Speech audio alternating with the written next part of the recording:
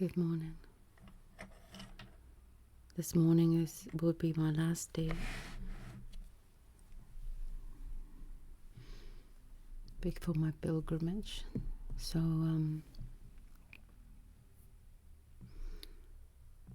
I have set my intentions yesterday for who I want to be afterwards, and Plato is very much part of that. But I won't be taking Plato along.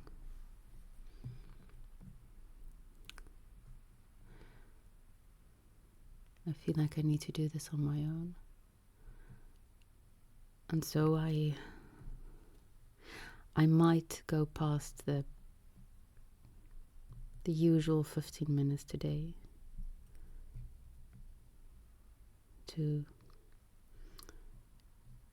still as much of my hunger, like someone eating way too much carbs before going on a marathon. Or I might not. I don't know. Depends how Socrates speaks to me.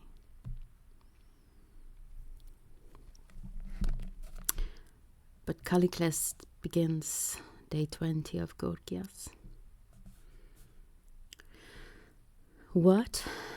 Have you never been told that Desimocles was a good man, and Simon and Miltiades and Pericles, who died recently, and whom you have heard speak yourself? So they're speaking of rhetoricians who have had a positive influence, a good influence. I should say good, not positive. It's about the good, a good influence on the people.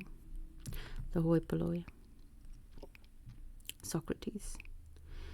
Yes, if what you previously spoke of as virtue is truly so, namely to satisfy to the full your own appetites and those of others. Oh, are you now? I feel now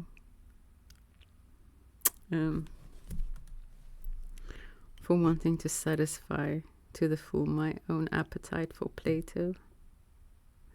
But if this is not so, but as in our latest argument we were compelled to admit, only those desires, the satisfaction of which makes man better, oh okay, now I feel better, should be indulged, not those which makes us worse.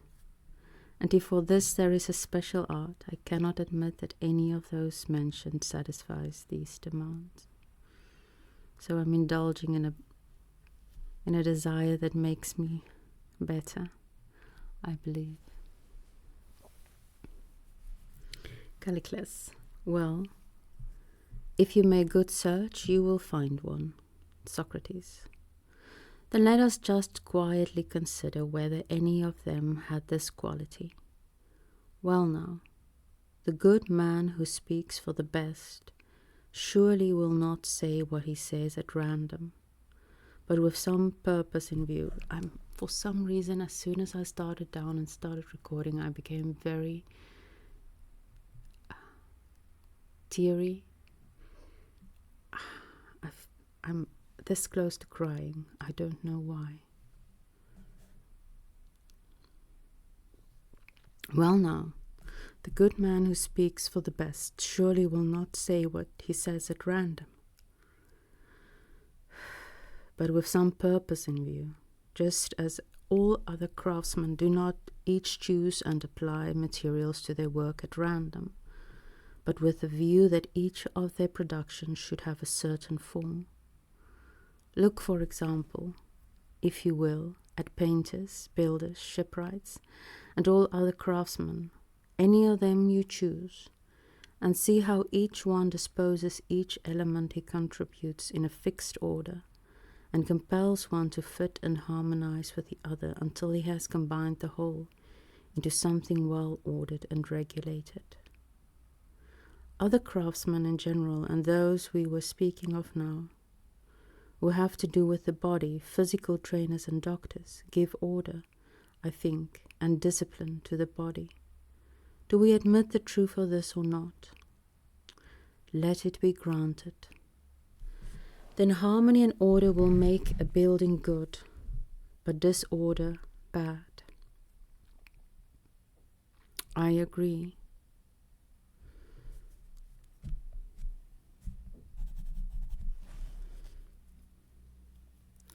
Is it not the same too with the ship?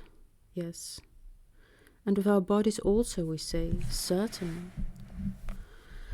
And what about the soul? Will it be good if disordered, or rather if it achieves a certain order and discipline? I do believe that Plato is guiding me into whom I am supposed to become after this great transformation. Here to our previous arguments demand that we agree. Now, what is the name of that bodily quality resulting from order and discipline? Health and strength, I suppose you mean. I do. And the effect of order and discipline in the soul? Try to discover and name it, as in the other case. Why do you not name it yourself, Socrates? Well, if you prefer that, I will do so. And do you, if you think I am right, agree? If not, refute me and do not let me escape.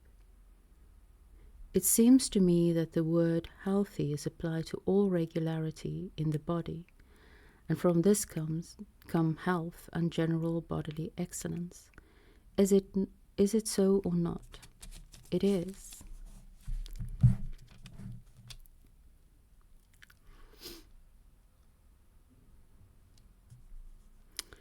And the words lawful and law are applied to all order and regularity of the soul, whence men become orderly and law-abiding, and this means justice and temperance.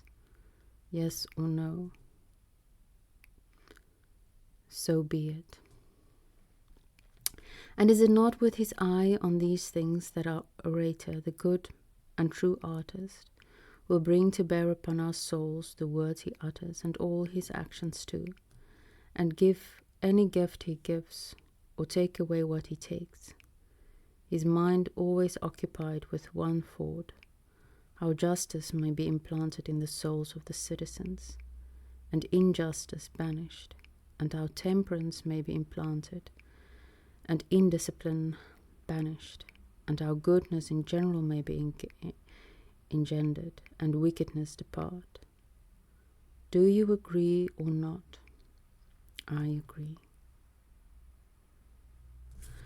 Okay, justice. As I've mentioned before, the entire Republic deals with what exactly is justice. I don't know how I feel about the words. And the words lawfulness and law apply to all order and regularity of the soul. Lawfulness and law. Oh, I will. No, I want to look now. I don't know if I can, but let's see.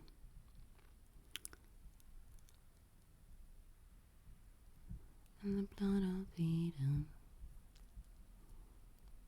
I'm still in the Republic.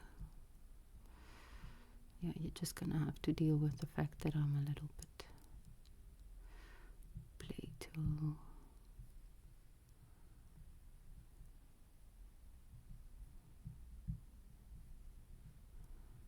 Gorgias.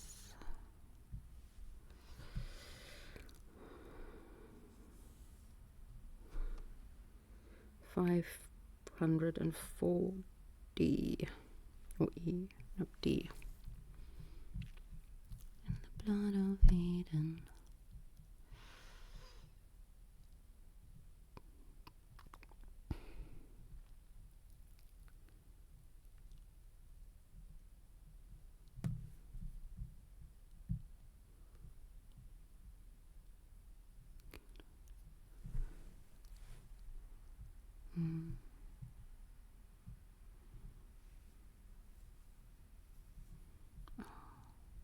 So beautiful, the Greek. Socrates speaks here of when he speaks of well-ordered, he actually used kosmios. Well-ordered, regular, moderate. Okay, but that's the previous one. That's about the body. Oh no. And the words lawful and law are applied to all order and regularity of the soul. Taide, psyche,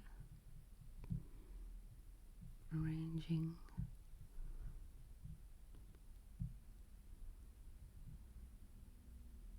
Conformable to custom, nominamos, lawfulness.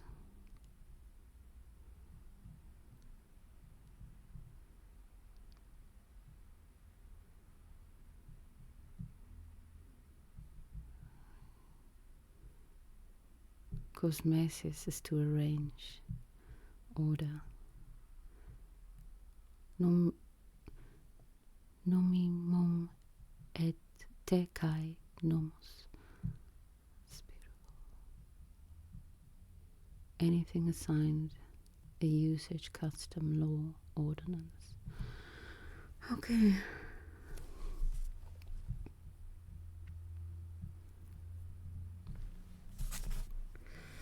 The Greek is really beautiful in Plato.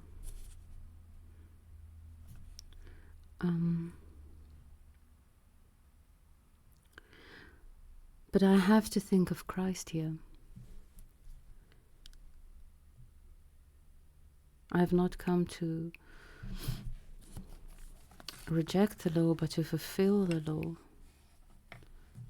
And I have to think of Sophrosyne, if that's how it's pronounced. And it's a lawfulness that's not from without, not by being compelled, but by desiring the good. And that feels to me more healthy, a healthier state for the soul to be in. Maybe it's just our times and that I'm reluctant to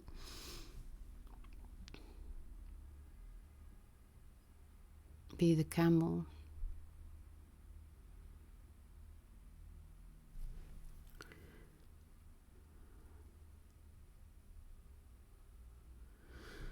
Okay. Let's see what the word for justice is.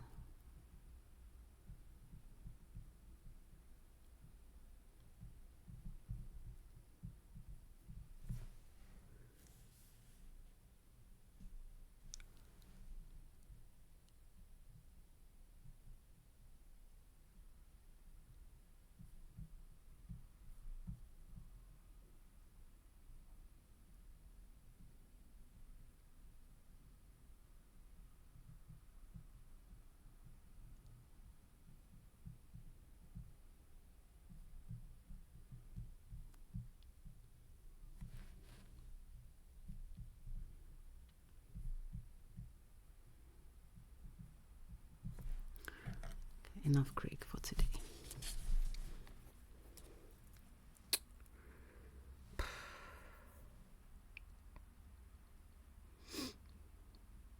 Oh, I should come back to this paragraph. For what benefit is there, Callicles, when a body is sick and distempered, in giving it abundant food and the most delicious drinks, or other such things, which, so far from profiting it, will, on the contrary, if the truth be told, do it more harm? Is this true? So be it. For it is not worthwhile, in my opinion. I wonder why it keeps... Oh, I said no more Greek, but... Sorry. Esto.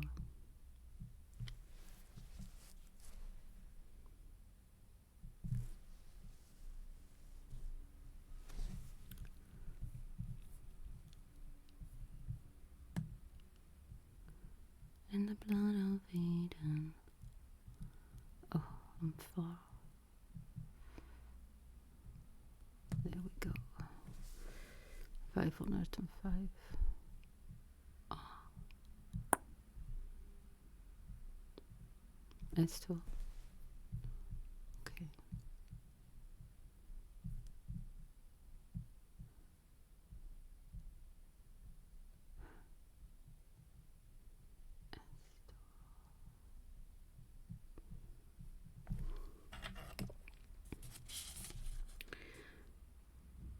For is it not worthwhile in my opinion, for it is not worthwhile in my opinion, for a man to live with a diseased body. In that case he must live a diseased life. Is it not so? Yes. The body. Oh, Soma, I think. Let's see. In the blood of Eden.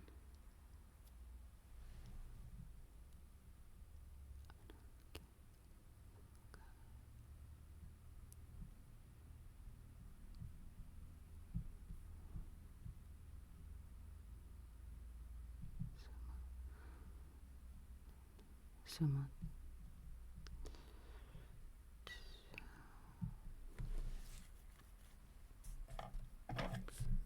Semantics.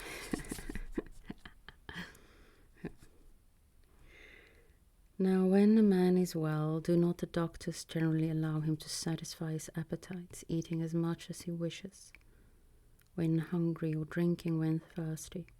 But when he is sick, practically never allow him to take his fill of what he craves. Do you and I agree upon this? I agree. And it is not the same, my good friend, with the soul. So long as it is evil, senseless, and undisciplined, and unjust, and impious, it should be restrained from its desires. Oh, there we go, we're coming to Sophrosyne.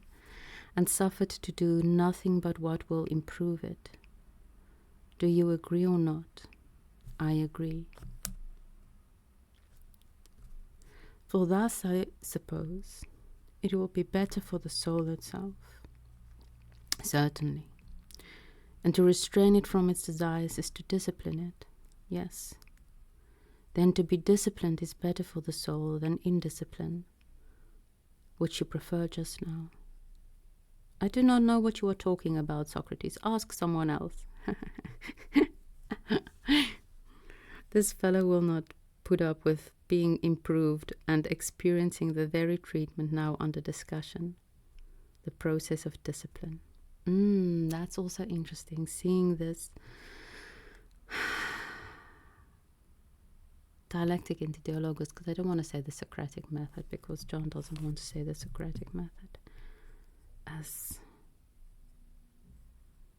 experiencing discipline for the soul, and hence the structure. No, for I have not the slightest interest in what you are saying. I answered you only to gratify Gorgias. I'm not allowed to say that. But the word interest jumps out at me. Interest. I'm allowed to say this, but I'm not allowed to say why. Interest. Well, what shall we do then? Break up our discussion in the middle? You may decide for yourself. Spoiler alert, it goes on quite a long time, so I don't think they're going to do that.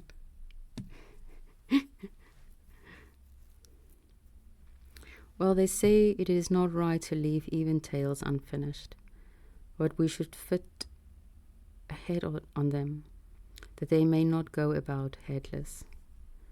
Give us the rest of the answers then, that our discussion may acquire a head. How importunate of you are, Socrates, if you will listen to me. You will bid goodbye to this argument, or else debate with somebody else. Then who else is willing? You know, we must not leave the discussion incomplete.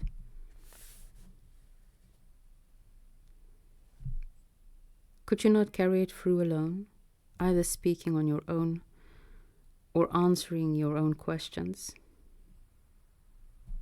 Socrates. Just to fulfill the saying of Epicharmus, and prove competent alone for what ere now two men said. But it seems as if it must be done that way. However, if we are to do this, I think we should all be conscientiously eager to know what is true and what false in the subject under discussion, for it is common benefit that this be revealed to all alike. I will then carry the argument through in accordance with my own ideas, and if any of you believe that what I admit to myself is not the truth, you must break in upon it and refute me, for I do not speak with any pretense to knowledge, but am searching along with you. And so if there appears to be anything in what my opponent says, I shall be the first to yield to him. But I say this only if you think the debate should be carried through to the end. If you do not wish it, let us drop it now and take our departure. I do believe the debate should be carried through to the end.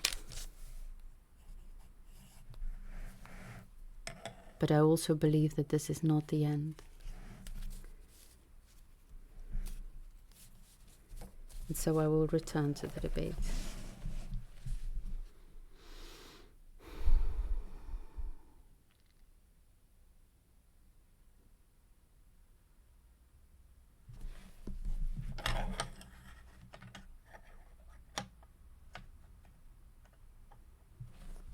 May you have a good day and week.